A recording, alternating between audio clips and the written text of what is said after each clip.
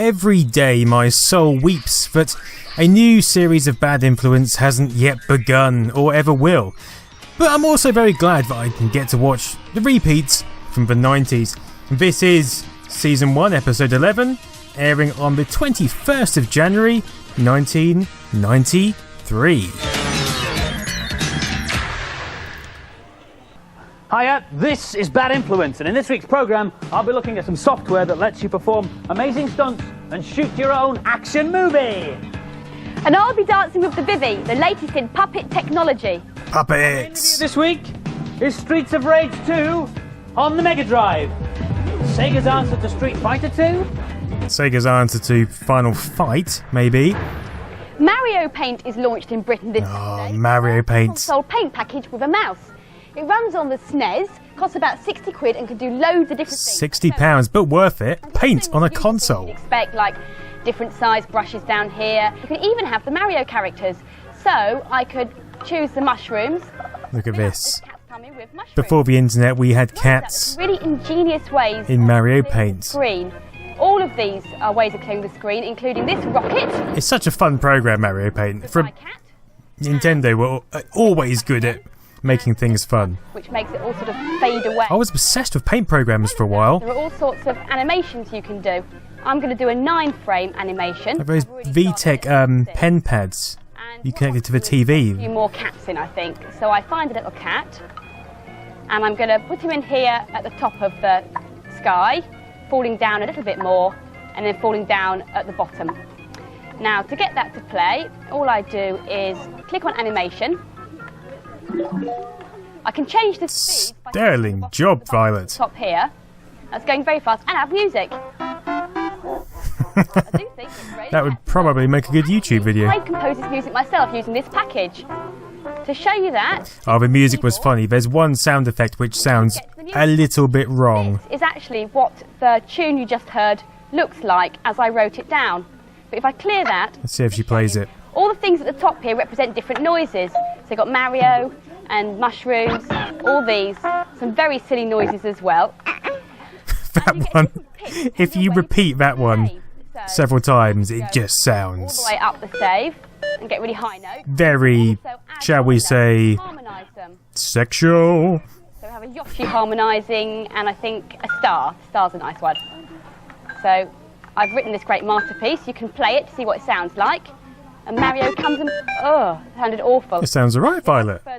Don't be too hard on yourself. Already in there, and this one's my favourite. I love those televisions. Not bad, eh? When you've done your stuff, you can save one animation, it's like one painting, and one piece of music. A television from Aliens. It's got a battery backup in it. But any more than that, you have to play them and record them on your VCR recorder at home. Mario music in a Berlin style. Our main review this week is Streets of Rage Oh, Andy. on the Mega Drive, a bit like a scrolling version of Street Fighter 2. No. It's a bit like Final Fight. Its first 16 megabit cartridge, 16 million bits of information are in there.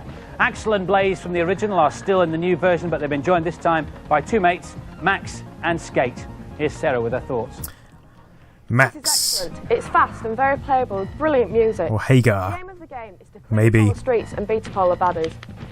This is Blaze. She's got some pretty good maneuvers. Yeah, Blaze was my favourite character. Some of these maneuvers, like the swing kick, are brilliant for people far away. Skate was knee shot's my favourite. Probably my least favourite. For me now, so the swing kick comes back into play. It's much faster than the original Streets of Rage. Everyone compares this to Street Fighter 2, but it's not really that fair, because they're very different games. Exactly. Completely different. There's a head-to-head feature, which is excellent. You can pick any of the 4 characters, and you can even play a character against itself. Here, Max plays Max, dressed in different coloured clothes to avoid confusion. Head-to-head mode was okay, but it got boring very quickly. One of the best games I've ever played. I give it full marks. It's great fun. This is an excellent game, especially if you've got somebody else to play it with. The only thing that lets it down are the graphics, which just aren't detailed enough. God, graphics are amazing! They're excellent. Yes! The characters move really well. I love this game. And so the final scores for Streets of Rage 2, the boys gave it 4 out of 5, and the girls 4? was even better. They gave it 5 Yeah, 5, that's a bit better. My word. Pay attention, slimy furtlers. This is a very long and complicated cheat for Batman on the Lynx. so I'm going to have to do it very, very quick. I imagine this was useful for about the 6 viewers who had a Lynx and Batman. Down 12 times, left 15 times, right 19 times, and option 1, 27. I do love the Lynx though. I will make a system review on it soon.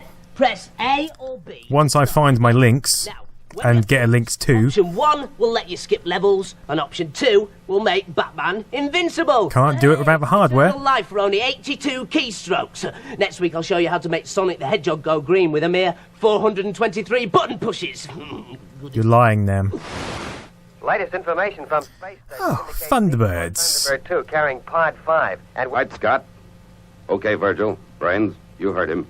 we're on our way, Father. In the days when Thunderbirds were go, I love how they walk like they've the very latest shat themselves. technology. The characters' heads are larger than they should be because there's a clever mechanism inside which moves their lips in time to the word. Very impressive both at the time. Okay, Scott. Be careful. I was never a fan, but I was a fan of these puppets. But So much better than CGI. come a long way since then. This is the Vivi Elder, soon to be the all-singing, all-dancing, all-computerised star of a new movie called Zagusa. Like the Turtles film, the original one, that was amazing. Saw that at the cinema and I was like, wow. 2 expert puppeteers have brought life to a gallery of famous characters. The Dark Crystal, what a film! Mike Quinn on the computers, and in the Vivi, David Barclay. I bet it is. You must be sweating your nuts off, my friend. Now, I take it that David isn't actually the computerised animatronic bit of it. No, indeed. He is just inside the suit, performing all the limbs and the actual head movements. But all the facial features are controlled by the Puppeteer motion memory computer system. His clothes are very 90s. Movements in here altogether. And they're controlled Turtleneck, by servo motors. chinos, They're transmitted into the head. tucked in. Things like the jaw and Lovely job. and the eyes. But how do you get the movements into the computer? Ah, good question. Well, if you could hold that Right. for me, I'll Got just show him. you. What we do is we puppeteer in the moves. For example, this is the mouth control. Hello, I am the Vivi Elder. And I'll play that back. Hello, I am the Vivi Elder. Set that into record, and we're now recording the eyebrows as the lip sync is playing back. So he's saying, hello, I am, whatever it was he was saying. Run them both together. Brilliant, isn't it? A multi-layered approach. 1, 2, 3, and 4 are actually running the mouth. Channels 5, 6, and 7 are actually running the eyebrows. So why do you need to do it this way? Well, the good thing about using this computer system is one puppeteer could program in all the features of the face, back at base, store it on floppy disk in the computer, and then the floppy disk can go anywhere in the world with your perfect take. By post. Imagine. The puppets always added something. Maybe I've got a nostalgic view. Oh, I obviously have got a nostalgic view, but compared to CGI, it doesn't detach from the reality of the film. Because it is part of the film.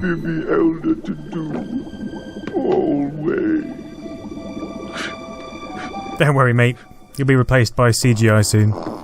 A few light years from Thunderbirds, really, isn't it? What do you think, Brains? Well done, fellas. Yippee! Shut it, Brains. Thank you, Brains. You may have read in the papers recently about computer games and epilepsy. Yes. One can cause the other. I remember. Someone even went so far as to print this. Pretty scary. Oh, the sun. Killed my son. Well, is it all true then, or a lot of media hype? Let's find out. This is Avril Stewart from the British Epilepsy Association. Welcome to Bad Influence. Hello. A better group of people to comment. I cannot think. I wonder of. if she's been But first, playing Tell us, what is an eleptic fit? What happens? on that Super Nintendo. Stops doing what it normally does. It can be triggered, of course, by different things. It can be triggered by flashing lights, or it can be triggered by lack of food, hunger, boredom. But in this particular instance, it's triggered by the television screen Boredom. flashing at a particular rate. It's got nothing to do with whether it's got a. You're pretty screwed if you're playing Not at all. a terrible game then, aren't you? Rate on this particular screen. Right. Can you catch it from a television screen? No, definitely not. You have to have already that inbuilt susceptibility. Your brain has to be able to be sensitive to this particular thing. So if you are, and you want to obviously limit the chances of having a seizure, what can you do? Well, you could use a small screen, as we're looking at the moment. You can make certain that you play the games in a brightly lit room. Don't play it too often or when you're tired, and if it's at all possible, use perhaps a small Pretty much the screen opposite of however I used to play games. Massive old TV, dark room, late at night. thing that I was fascinated to learn was that you can help yourself with one of these, can't you? Yes, exactly. Why is that? If the brain doesn't receive the messages from both eyes, it can't have a seizure. It has to have both pictures. I remember hearing about that. And when I played Outrun on the Master System with the tunnel sections, which were amazingly flickery, I used to close my eye, but that was mainly because it was a bit hard to look at the screen with two eyes in those sequences. Tetris has a companion on the Game Boy now. It's called Wordtris. This time the falling blocks have letters on A lesser-known companion. to make up words. It's just as compelling as the original. No, Even more I of a brain don't teaser. think it is. There's also a SNES version available in the US, but no plans to release either version over here yet. Wouldn't you like one machine that can play any game, whatever the format? Well, this is what... Are you predicting the future? It's called the Games Master. Not a very memorable name, but if it ever did come about, it would cause a sensation. Bit of a diss at We're told that the first demo your rival program Bear Violet. early autumn, so watch this space. See, the Games Master. The new President of the United States, Mr. Bill Clinton. But didn't. Oh God, Bill Clinton. The Games Master didn't come to fruition. We had the Systema 2000, which definitely couldn't play every console, Future of millions. and that was known as the Games Master in Germany. The war or feed the starving. Or it could be referring to Flare Technologies' Connex multi-system, but I don't know what that is. It might be worth a video in the future. It works like this. This piece of string runs across the ceiling, over and down this pulley, and holds up this dangly sausage. Now, when the unsuspecting burgly dude opens the door, the dangly sausage descends into There's a big sausage now. line of sight. Then, the burgly dude rushes forward, enticed by the sausage, then hey presto, stands on this electronic detection mat. Now this is wired up by laser fibre optic data stream megabit to this device, which ascertains the height, weight, fingerprints and trouser size of the villain and sets off these alarms. It can't go wrong. I feel completely safe. Now, this is a cheat for Lolo 2 on the NES. Simply enter this code, VQTD, and you'll jump straight to the end of the game and a confrontation with Monster King of the Just take the entire fun out of the game, why not? Dudes, burgly dudes, something heavy, something heavy. Oh, now, God, my word. And now for some more games reviews. Final Fantasy? Max, a bold new hero on the Game Boy. He's a space child with a mission to boldly save the universe. Journey with him as he visits different planets to boldly rid them of their evil invaders. Looks like a Final Fantasy ship to me. Here's Adam. I don't usually like this kind of platform game, but this one's not bad. It's got some great gameplay and some nice graphical touches. These enemies here can jump over bullets, so you've got to get the timing so that they land on top of them. The platform's too high to jump to, so you have to use the telescopic sucker pack to catch onto it. You go a bit further through the level, and there's a gap in the floor. Not if I was to fall through it, like that. A rocket pack starts up, allowing you 7 seconds of flight to get out. I'd probably buy this game. It's very well done, even if it is a little bit on the easy side.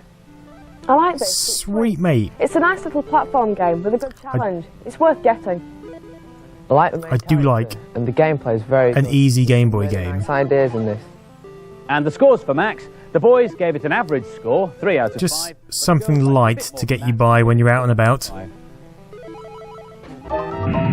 Next, it's Roadrunner's Death Valley Rally. Meet Meet, a platform game in classic Warner Brothers cartoon style. Meet Meet. Here's Emma. Super Nintendo. Effects on this game, and it looks and sounds brilliant. To get up these hills, you can use one of your buttons and it makes you go faster, but you do waste a bit of your energy. You can collect little 500s which go around. They give you... I was always a fan of Tasmania on the Mega Drive. I'd definitely buy this. It's a lovely game. Never played this. And it's lovely to watch. Oh, mate, you are looking smooth. It's good, but I wouldn't buy it as I got bored of it too quickly. I'm sorry, I just don't find this playable. It looks good, but it is a bit dull. Wouldn't be good for epilepsy sufferers then. Runner's Death Valley Rally. The boys gave it 3 out of 5, and the girls liked it a bit better. They gave it 4 out of 5. Look at that PC. It's thicker than a double crust sandwich. In two ways. You can either be a stunt pilot or a movie director. I'll be a director in a minute, but first, I am stunt pilot Cobra, off to see the stunt coordinator. Okay, Marvellous. I love these you made it to the show. Thank you, sir. PC type games where you Don't fancy that one much. took on a role of real life, This is a barnstorm. like a simulation. I'll see you when you're done. Now, all I have to do is take a plane through a barn. Quiet on the set. Got 8 cameras shooting this, and if I manage to complete the stunt successfully, I'll show you how. Never had this one though. I can edit the film afterwards. I would have liked Okay, here's this. the front of the barn. Dip the nose down, up, through, and out the other side. Great plan, kid. Ah, you're welcome. No trouble at all, sir. Okay, so that's the stunt successfully performed. Now, It's like taking the replays of normal games a bit further, isn't it? Making it into a film. Nice. Scene, oh yes, because the previous pilot was Oh, I like it. On the left is a screen that will show you all the different shots that your 8 cameras had, and on the right is the screen where you record it while you're editing your film. Now, I haven't got time to do that properly, but I'll just show you the 8 different shots that I had. That's the shot from me, the pilot. Number 2 was the spotter plane. Following you precisely. Impressive. Where was that camera? I didn't see that one. Number 4 was a wide shot that was way out in the distance, and you can see the plane approaching the barn. There's a camera inside the barn waiting for the plane, and one outside as it comes out. A German plane. There's a wide shot there from high in the sky, and camera Nice. was the shot of the combine harvesters. So I've done my stunt and I've edited that sequence, but for the next scene of my movie, I fancy a different location. Well, don't worry, because Stunt Island's got loads. You see, you can shoot your movie on any one of 34 different locations on Stunt Island. Oh, this might have to be a video. This one I've chosen here. If I zoom in a I'm bit. liking the look of this. Guessing? No, you don't know? All right, well, how about if I... Stonehenge. That's a bit easy for you, hang on. Yep. Can you crash That's right. into Stonehenge? I'm going to add a couple of things to it, and there's loads you can choose from. 800 different props in this. That would be amazing. Structures, yes. What kind of structures are there on offer here? We've got Alcatraz Island. You can have a bank, baseball field. A beach toilet, yes. How about a circus tent? There we are. Let's have the circus tent. And where shall we place that? Right in the middle of Stonehenge. Don't think you'd be allowed to do that, Andy. I'm going to shoot there. If you take a bit of time and make full use of all the props and the sound and the visual trickery that this software can do, you can knock together some really good movies. Cop an eye full of this. I want explosions. Yeah. Remember, slimy furtlers, safety first. I might look stupid, but when you're a stunt techie, it pays to be prepared. Do not attempt this stunt at... Oh, is that an Amiga 600 again? There. Right. This is a I cheat. do love Amigas on these cheat If you sections. want to get an extra $10,000 anywhere in the game, simply type in fund. Shift and fund. But be careful, because if you do it more than 5 Maybe Amiga owners couldn't afford the hints and tips manuals because they'd spent all their money on the Amiga. 5. Oh dear. Oh dear. That looks like my bedroom.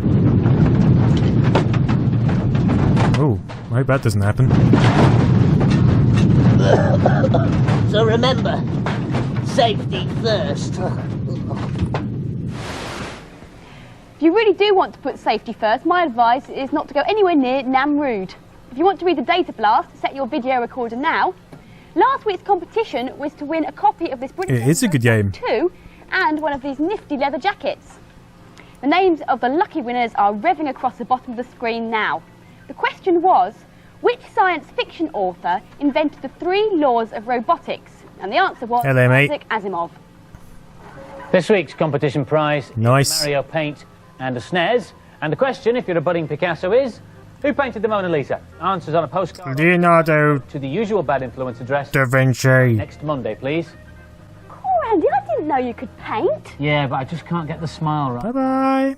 So there we go. There was Bad Influence episode 11 from season 1. It's raining outside. I might go out there after I finish my cup of tea. Anyway, thanks for watching. See you next time.